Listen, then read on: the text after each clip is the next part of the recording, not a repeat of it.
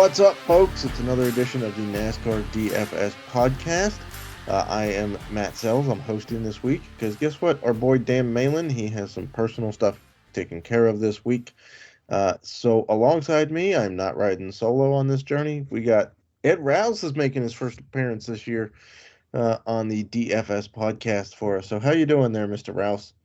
Oh, the salesman. I'm doing really good. I can't wait to jump into this. I'm the longest road race of all time, I feel like last week, but it was fun to watch. It was fun to watch at least, and I'm looking forward to this weekend. Let me tell you, I know the rain has not been our friend so far, but I say let's jump into it and get the people what they want, the picks to win. Yeah, you brought it up there off the bat. First of all, the practice and qualifying for both Xfinity and Cup were canceled on Saturday morning, which we kind of figured would be the case from about Wednesday on, since the forecast started at 50% rain and only got higher as the morning went. So both of those were canceled. Both were set with the formula. The Xfinity race is expected to go off about on time. We are recording this podcast. It's 12:40 in the afternoon Eastern time Saturday at the moment. So we're within about a half hour or so of the Xfinity race starting, or when it's scheduled to start. So the fields were set based on the formula, which kind of stinks, especially for the Cup race, because we're getting more chalk than I think we probably deserved based on the pricing. If things had played out, I think it would have been a more interesting slate to set for. But when we hopped on, both of us had the first sets of chalk that popped right out to us. Mine was Christopher Bell, and yours was, no shocker, but your favorite driver. Of course, it was Ryan Blaney. I could not believe he was 8,800. I mean, you could literally build around those two drivers and pretty much have like the chalkiest lineup here for Richmond. So it stand out to me only because he's fast at these type of tracks. Last couple times here, and just the price under $9,000, and because of last week he's starting 17th, so the PD is there as well. Right, that's the thing to keep in mind. The formula is based off of last week's race mostly, and then there's some fast laps in there, and then there's point standings, which, by the way, the Hendrick guys got a big boost there this week when their appeal was rescinded and they all got their points back, and Larson moved back up to like second or something in the standings. So we've got Bowman on the pole. We got Kyle Busch on the front row, which, again, makes things very interesting because they were not exactly priced up this week coming into things. So, we're going to talk kind of the way we've been doing these podcasts, do a little bit of a slate breakdown, not really a whole lot of focus on specific drivers, even though we just mentioned two of them. So we're going to go with strategy, how we're approaching this slate, how we're building for Richmond, not having seen the cars on track. This being only the second race with this aero package on the cars. And oh, by the way, they have wet tires now. Not that they will go racing in the rain, but it's more so if the track is damp when they start, then they can start on wet tires. And then as it dries up, they will switch to slicks. So it will save a little bit of time in track drying. But don't expect if a deluge happens, they're not going to be out there because there's no way you're driving around a short track in that much spray. That's not happening. Definitely not.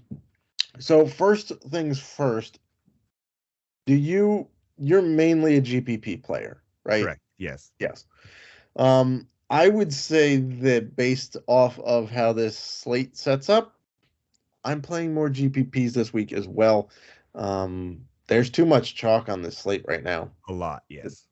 To comfortably play cash and know that I would have a lineup that would at least give me 2x back. You might hit the money line, but there's going to be a lot of ties because there's some pretty popular lineups that we can build here. Just with PD. And getting ourselves a share of some laps led leaders. Like Bowman's not that expensive. He's starting on the pole. Kyle Busch is not prohibitively priced. He's also starting on, front row.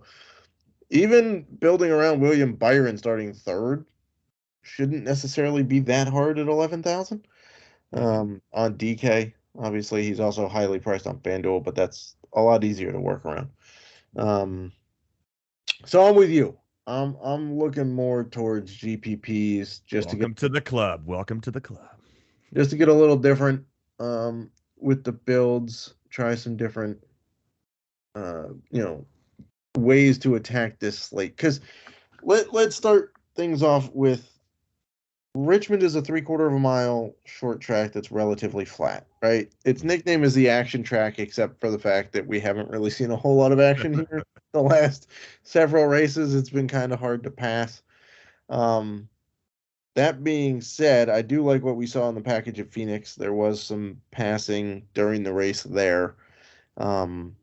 Richmond is a tire management track too. There's some tire wear here, which is kind of akin to, I would say, Homestead, and maybe it's not going to be quite to the level of Darlington or Auto Club, but it's kind of on the level with Homestead, which, if we get green flag runs, tire wear could come into play here. So with that being said, we don't want to go full PD, but we also don't want to go full front of the pack here for our builds. It's a good week to go 50-50, right? Get Yes. 3 guys on top, the way it's priced, 3 guys, in the top 5 that are starting in the top 10, and just go 3 guys towards the back and just see what happens. It's a great week for that. Yeah, so if we look at the last 10 races from Richmond from a track level standpoint, and just see where the winners have come from, it's kind of an interesting breakdown here, because the only 3 of the last 10 winners have come from inside the top 5, and none of them have been on the front row. So 3, 4, and 5 have wins here, but you've got 1, 2, 3, 4, 5 wins from double digits. From double-digit starting spots here, including when Kyle Busch won from 32nd, which I don't think is going to happen this year. That was kind of a fluky thing. So we say there's not a lot of passing, but then guys can win from double digits. What is that like? Are you still looking at win equity for guys starting like 10th through 20th? Yes, I am. And there's one I like that's just outside the top 10 that I think will be a really, really good play this week as well in Hamlin. So I think he has a really good chance to win from that 11th spot. And price, not too bad, really. And there's other guys in that area too I do like. Trying to see if I could find one here that sticks out besides just putting them in a GPP. Yep. But by the way, last April, then Hamlin started 13th, and he won that race. Correct. He was really fast on this track. He closed the gap pretty seriously in the closing laps there last year. By the way, also of note, in the last 10 races, Toyota has won this race 6 times. Wow. Okay. Ford has won twice and Chevy has won twice, but there have been, because we had Kyle Busch in back-to-back in 2018, and then we had Truex back-to-back in 2019, and then we had Truex win in September of 2021 and Hamlin win in April of 2022. So JGR is very well represented at this track, which is fitting since it's the Toyota Owners 400. They got that big old inflatable Toyota sign down the backstretch here, too. You're making me really like Briscoe at 19 now, just from saying that. I don't know why. But for the 19th spot, you get the PD and the chance to win at 7,800. I mean, GPP. I mean, he did start 24th in Phoenix and finished 7th. Correct. And Phoenix is a relatively comparable track. Obviously, it's a mile, not 3/4 of a mile, but the shape is relatively the same. Driving style is pretty close. They have the same aero package on the cars. So, yeah, Briscoe's intriguing. Mm-hmm. I was just Toyota. He's in that 11 to 20 range. He's right. I just like it for a GPP. He'll probably be low owned. I don't know. I'm gonna pepper him in a little bit. Well, so here's the thing. If you like Kevin Harvick, Yes, which everyone will. He'll be. which everybody does coming in, Yeah. right? For good reason. He's been dominant here. He's the defending winner, not of this specific race, but the last time we came to Richmond, Kevin Harvick won.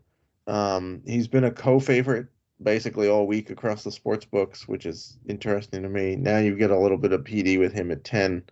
So if you like him and you're targeting PD with another Ford and Eric Almirola, who's starting 32nd, I think Briscoe mid-tier starting 19th, I think you could find some value there because you also have Suarez at 8,100 who's starting 20th. You've got Josh Berry in the 9 car starting 30th, who is a very good short track racer, right? And he's 7,900. Briscoe is 78.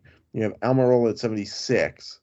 You got Ty Gibbs starting 14th at 73rd, which probably doesn't get a whole lot of attention. But Austin Dillon at 7,200 has been very intriguing over the last year and a half at these shorter, flatter tracks.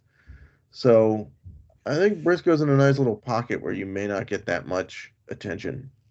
Yeah, but Austin Dillon, man, I'm just not happy with the way he's produced so far this season in general, too. So, I may be off him a little bit. Will leave a sour taste in your mouth, but he did put up 41 points.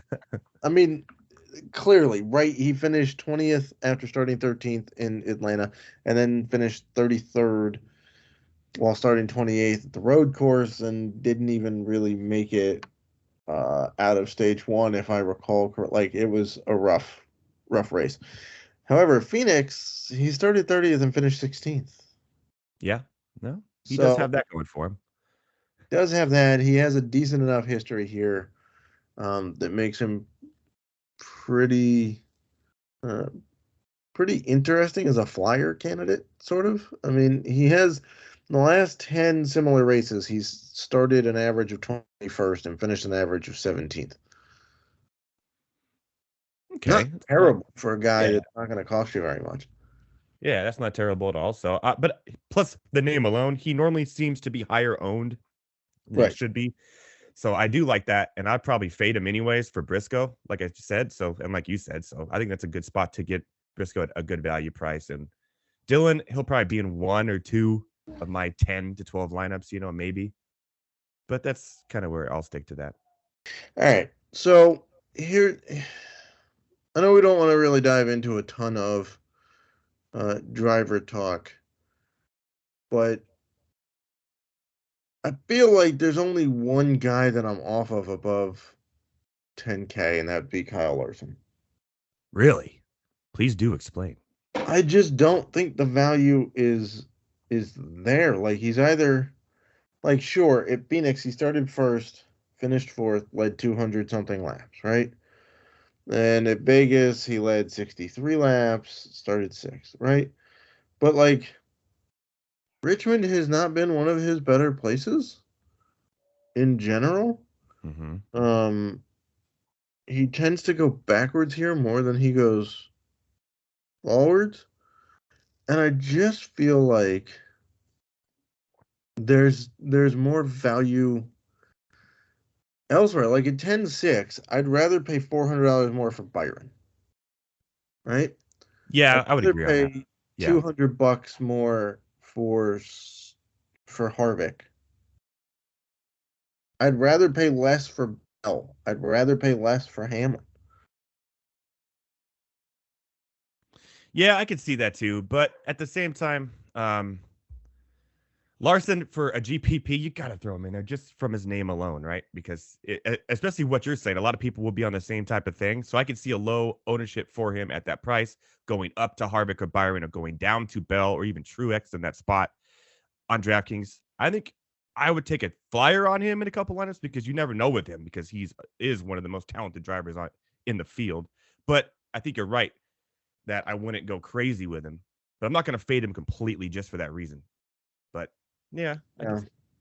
The other thing I want to quickly touch on here is not necessarily taking driver stats here as the be-all, end-all, because we have some drivers that have switched teams recently, and some of them changed manufacturer. So Like, let's look at Tyler Reddick, right? Reddick at RCR.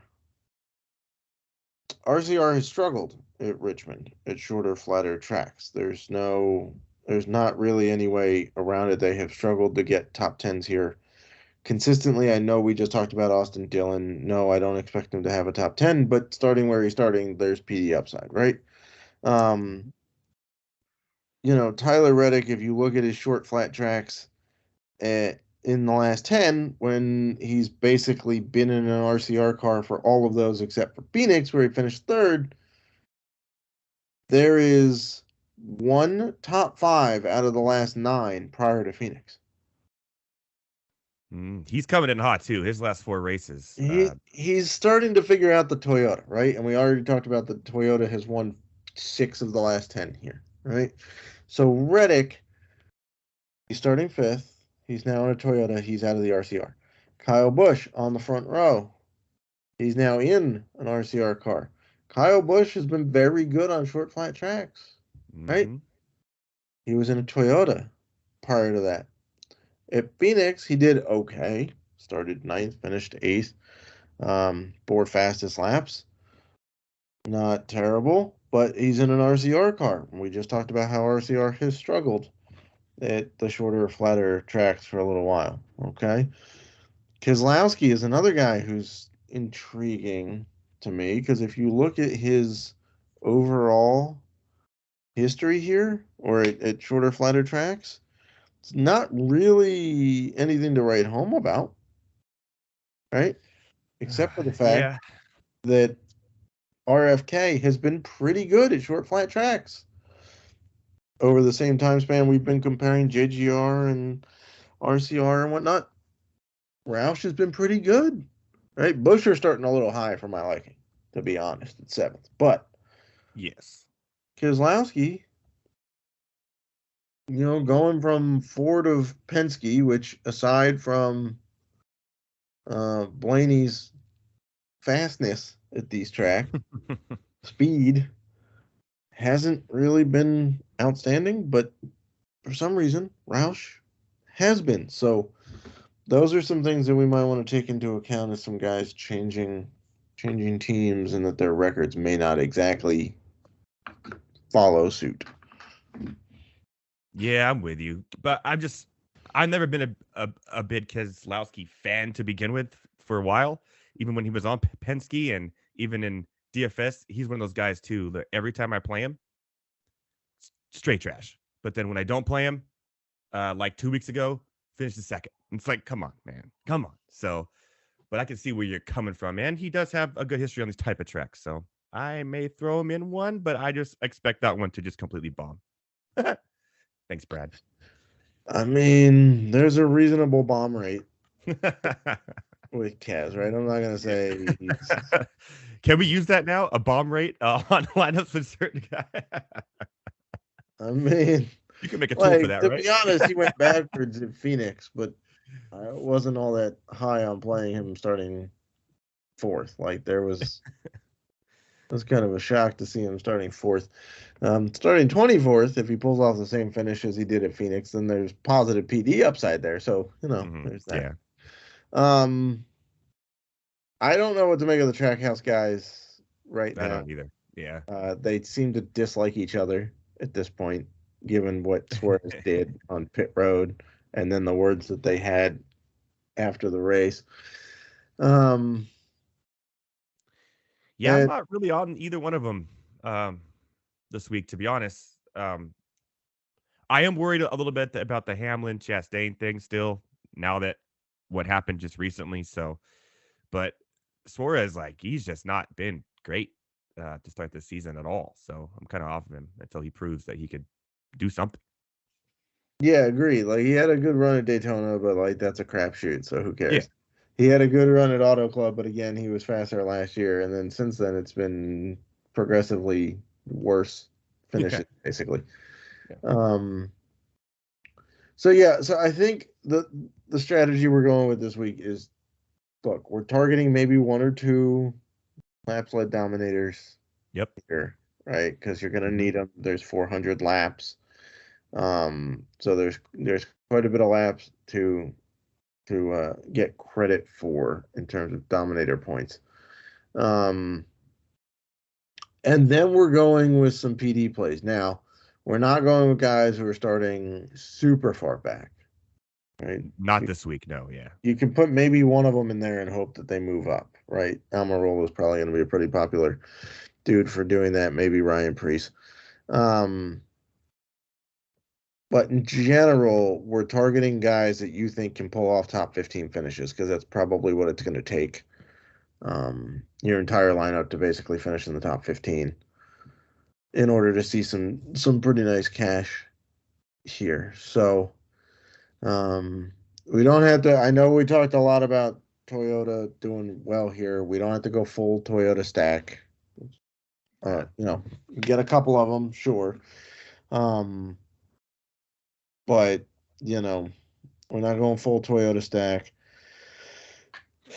And just be wary that we haven't seen these cars on the track, right? So just because somebody did well at Phoenix doesn't necessarily mean that they're going to bring that the same setup is going to do well at Richmond. We still have to weigh what these guys have done elsewhere. We still have to weigh what their team has done at this track typically. So yeah, but I would gear it more towards GPPs. Yeah, let's go. I want an FA winner to win that 100K this week. We're gonna do it, right? Yeah, you were pretty close last week, right? 2 weeks ago, yeah, I was in the number one spot until Larson went down in that one, and I knew it though, because man, I hate looking at those mid race and going, uh-oh, I don't want to be this high already. That's not good. And then sure enough, out of it. So, but I still got a pretty good chunk that week, so hopefully the same thing happens this week for me and all of you out there in the FA Nation as well. So yeah, it'd be sweet to have a takedown here. And this is going to be another week where you're probably going to have to hate your lineups for them to wind up doing. Absolutely hate them. And the one you hate the most, that's the one that's going to have the most chance. Now, that's not to say build only lineups that you hate, because there is the off chance that the one that you like does wind up hitting. But don't be afraid to get to pivot off of some guys. Let's say you really like Blaney. Well, pivot off of him to Reddick at some point, right? I like that too. Yeah, I like that. Like let's say that you like Briscoe. Don't be afraid to pivot off of him for like Barry or Almirola, right? Like there are pivots out there for basically everybody. Let's say you got a bunch of Larson. Don't be afraid to pivot to Harvick. Right? Yeah, you should be looking to pivot up to Harvick. Try to say that 3 times fast. Jeez. From Larson instead of down to Bell in that case, because Bell would be way too popularly owned. And yeah. Right. Let's say you're building, like you've got a decent amount of Kyle Busch and Bowman because you're going after lap sled dominators. Don't be afraid to pivot to Logano, who's right between them in price and gives you PD. You're going to need lap sled. It's not always going to come from the pole. It's going to come from somebody starting in the top 5 almost assuredly. For at least early laps led. And don't forget, we have stage breaks back. Last week, yay! Road course. This week, we have stage breaks back, which, by the way, after watching a bunch of these stage break races for like, I don't know, the last 5 years or whatever, it was very weird to see points awarded without a guy stopping. It was weird, and I'm not sure that it ultimately changed the race strategy that much, but like, it was really weird. And I was like, oh, this will be a shorter race. No. Well, it would have been if people hadn't wrecked on the 3 overtimes. But like Reddick pitted 1 extra time and still won. So I'm not sure that strategy, like the stage breaks and whatever, really changed that much. I don't know. There was enough caution breaks to I don't think anybody would have noticed the stage break. Yeah, definitely. Before we go, what's a good bet? Like, what's the best bet that you have for this week? I'll give you mine too. Yours is Blaney. Nope. Mine's Chase Briscoe plus 700 top 5 finish. Okay. I can't fault you for a plus 700 on a top 5. Mm-hmm. That's not bad. We're citing these off of DK, by the way, for those Yep. interested. I did my best bets piece or my Pickswise betting piece on Friday. I had Byron in there because he was I had Harvick in there, co-favorite. I had C. Bell, who I love this week. Of course, starting 21st puts a little damper on it, but you know, it's all right. You're getting better odds now than you were yesterday on C. Bell, so it's plus 800 to win. Bowman's going off at 15 to 1 from the pole right now, which is that's intriguing. I mean, the pole sitter hasn't won in 10 trips here. Neither is the guy starting second. The guy starting third has won once. Guy starting fourth has won once. Guy starting fifth has won once. So Tyler Reddick's going off at 15 to 1, the same as Alex Bowman at 15 to 1. And Chastain is also 15 to 1. So, no. you know.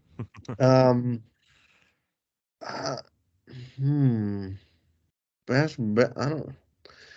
Christopher Bell going off at like plus 110 or whatever for 115 or so for a top 5. I pretty well like that. I mean, if you look at Christopher Bell's last 4 races at this similar tracks, win second, win 6th. So we're pretty much saying don't put him in your DFS lineups because he's going to be too popular, but bet on him. Well, I mean, I would have some exposure because if he does what we're expecting him to do, then you're going to I agree. To cash. I don't driver props. They changed the I don't know. The matchups are interesting to me. Like they have Bell even money against Harvick, who's negative money on DK for the matchups. Ooh. But then they have Bell and Hamlin with the exact same odds, both minus 110. That makes sense. Yeah, they're both like pretty much equal on all the betting sites as well. Yeah, they have Larson even money against Harvick. Oh, I may want to take Harvick in that one. Yeah, it wouldn't be the worst idea in the world to do that. They have okay. You're gonna take Blaney at plus money over Chastain, right? I would. Yeah, because you got Blaney at what, 1,800 and Chastain at 1,500. Right, and Blaney right now close. going off at 21 to 20, which is what, plus 105? Yeah, I would take that. To Chastain at 4 to 5, which is what, minus 125? Yeah, I'd Blaney all day right there. Yeah, I probably would too. It's just kind of interesting how they set up these driver matchups. I like it. Like sometimes I see one that's too good to be true, and you play it, and then you're like, uh-oh, it's too good to be true, and one of them crashes out, or so. It's always the ones that I like, the close ones. I feel you have your best chance of actually winning, like the Blaney Chastain, But like the Harvick and Larson one scares me now because that is almost too good to be true, in this type of format and race. But yeah, I like it. I mean, they're starting basically next to each other in the starting grid, right? Yeah, so you might as well take the plus money of like it just seems obvious to me, but yeah. Bowman Logano is an interesting bet. Bowman and Logano, what is their matchup? So Bowman is 4 to 5, Logano's 21-20. So same as Blaney and Chastain, pretty much, right? Pretty close. It is identical, yes. Yeah. So, and you got Bowman starting on the pole, and Logano, where's he starting? But he's been fast this year, man. He always seems to find a way to get his car up there, almost in every race this year. And I probably expect him to do the same thing this time. Well, if we're going off of Phoenix, Logano started 16th and finished 11th there, right? Bowman started 18th and finished 9th. So you would take Bowman in this matchup? I just think you have to take the fact that I don't see Bowman falling all that far back. Okay. And so if Bowman falls to 5th, Logano's got to go from 18th to 4th. Yeah, I could. Yeah, so maybe Right? Like if you're envisioning both getting in the top 10, Logano has more work to do than Bowman in that regard. Correct. So maybe you do just take what is a little bit of a less risk with Bowman, right? For pretty much identical to the Blaney Chastain. So maybe you do go Bowman there. Man, now we just went from DFS to straight matchup. It's fun. I don't have a problem with it. I love doing it. Yeah, it's one of my favorite things to do. I think the top 5 bets are interesting. That only 3 guys are negative money on top 5s on DK. Yeah, Larson, Harvick, and then Byron. Yeah, and then you get plus money for Hamlin for a top 5. Yeah, that's pretty nasty. That's almost too safe of a bet for plus. I mean, Bowman starting on the pole is still plus money for a top 5. He's at plus 210, which is a nice value at that. I don't like the Chastain top 5 at all. Reddick's intriguing. He is only because it's not RCR, right? Yeah, yeah, exactly. Not touching Suarez with a 10-foot, no 11-foot pole. Briscoe at plus 700 just still sticks out to me as a really good value. Like, I mean, you're getting Briscoe at plus 700 for a top 5, but Josh Berry is plus 500 starting from the back. I just saw that. Sorry, I'm laughing hysterically because that if you put a bet on that and that hits, kudos to you, my friend, because that is. It's also not enough return for Josh Berry top 5. Wow. I mean, Okay. I get he's in the 9 car, and I get that we all love the Hendrick, Yeah. stuff. But to be honest, even Chase in the 9 car only put up 3 top 5s in the last 9 races in this car, and it's Chase Elliott. Mm-hmm. Cost him a championship, that car. Pretty much. Well, Chastain cost him a championship. Yeah. Also that too. Yeah, and even I'm looking at Josh Berry. Ugh. I mean, why is Berry across the board better odds than Briscoe? I think because he's in the 9, but we don't. But still, I get he's a short track guy and he's in the Xfinity race, but he hasn't done anything in the 9 car to make you believe that all he's doing is getting a feel for it. Well, 2 weeks ago he did have. Well, he had a top 10. Well, yeah, a top 10 being 10th. Right. Also, he started 17th. Now he's starting 30th. And then on the Pennzoil 400, he started 32nd and finished 29th. So, although that was his first race in the 9, so we'll give him a little bit of credit there. You can find top 10 bets for Josh Berry. I don't know what the lines are. Dude, they may be negative if a top 5 is plus 500. Jeez. I mean, I can only pull odds from DK because I'm in a state where it's not legal to bet, and DK lets me see the odds without actually betting. Everybody else has them behind the state legality wall. And to be fair, DraftKings doesn't exactly have the best props or whatnot out there. Plus 500 for a top 5 for Berry. That is insane. Briscoe plus 700 all day. I really don't get Ryan Blaney, who in the last 10 short track races, his average finish is 6th, is going off at plus 250, and Josh Berry's twice that, starting doesn't make any sense. Twice as far back, basically. Yeah. You know what's going to happen now, Selz. I swear to God, if he goes off, it's gonna happen only because we smack talked it. But that's the way the cookie crumbles on these things. I mean, no disrespect to Josh Berry. He's quite a good racer. I love the story behind him that he basically took over a car and then won at Martinsville and forced his way into a very good ride at the Xfinity level. That being said, he should not be better odds to win nor top 5 than Chase Briscoe. Yeah, which is why you take Chase Briscoe at the value. Boom. Yeah, speaking of which, do we have a Josh Berry Chase Briscoe matchup? Probably not. Ooh, probably not. I doubt it. Well, they are next to each other in DraftKings odds.